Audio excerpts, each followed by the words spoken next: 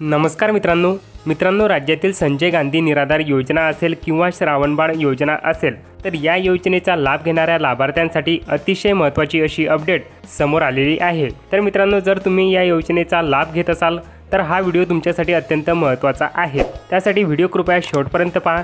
चॅनलवर नवीन असाल तर आपल्या चॅनलला सबस्क्राइब करायला विसरू नका। मित्रांनो, सामाजिक न्याय व विशेष सहाय्य विभागाने विकसित केलेल्या संकेतस्थळाचे अनावरण मुख्यमंत्री एकनाथ शिंदे, उपमुख्यमंत्री देवेंद्र फडणवीस, उपमुख्यमंत्री अजितदादा पवार यांच्या हस्ते करण्यात आले।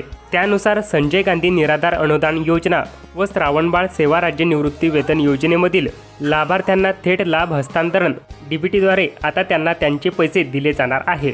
त्यासाठी एक नवीन वेबसाईट या ठिकाणी सुरू करण्यात आलेली आहे, ती म्हणजे sasmahit.org।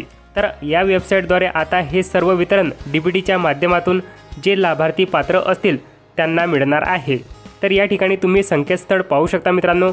अजून हे संकेतस्थळ पूर्ण झालेले नाही, परंतु लवकरच हे सुरू करण्यात येईल। त्यानुसार मित्रांनो, आता राज्यात संजय गांधी निराधार अनुदान योजनेचे 15,97,116 तर श्रावणबाळ सेवा राज्य निवृत्ती वेतन योजनेचे 29,62,015 असे एकूण 45,59,131 इतके लाभार्थी आहेत। या योजनेतील लाभार्थ्यांना दरमहा 1,500 रुपये इतके अर्थसहाय्य देण्यात येते। तर या संकेतस्थळाद्वारे आता संबंधित लाभार्थ्यांना अर्थसहाय्याचे वितरण आधार संलग्न बँक खात्यात लवकरच करण्यात येणार आहे।